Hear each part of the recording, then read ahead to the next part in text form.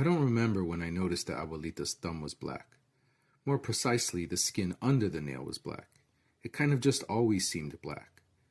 I don't know when I took interest in knowing how it became discolored, but a point did come when I was really interested in knowing why it was different. It wasn't purple like a bruise. I had seen purple marks on skin all the time. What kid hasn't? If not on a friend or family, maybe, for especially if you are one of those kids that love to roughhouse, yourself. But certainly, you have seen it on yourself at one point or another. It wasn't brown. It wasn't yellow or yellow-green. I never minded bruises. In fact, I kind of liked them. I liked pushing on them. The pain was not strictly pain. There was always this tingle of feeling good that was released in the push and lingered like the burn from spicy food. But hers was not purple, brown, yellow, or yellow-green. It was black. But she never seemed to try to hide it. I can never once remember seeing her with her nails painted. Yet she showed tremendous pride in her nails.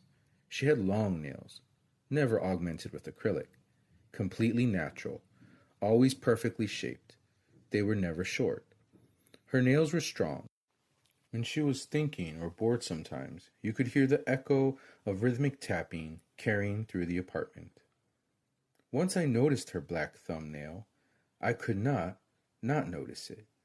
It stuck out, well, like a sore thumb. In spite of that, I never worked up the courage to ask her. Instead, I would sneak peeks to formulate explanations on her darkened digit.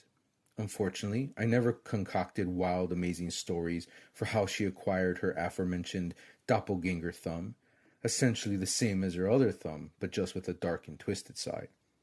All I could muster was, she probably slammed it in a car door, or she probably hit it with a hammer. But the day did come when I worked up the nerve to ask, and it wasn't quite what I expected. She didn't hesitate when I asked, but confidently told me as if it was something she had earned.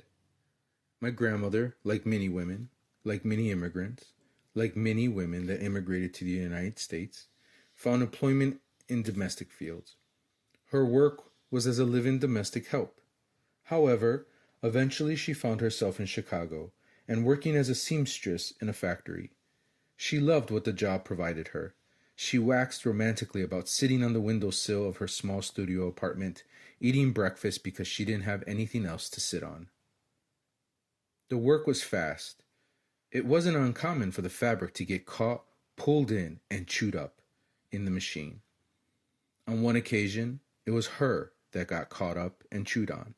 On this occasion, the sewing needle pierced through the nail of her thumb, leaving a lasting impression in a darkened nail bed.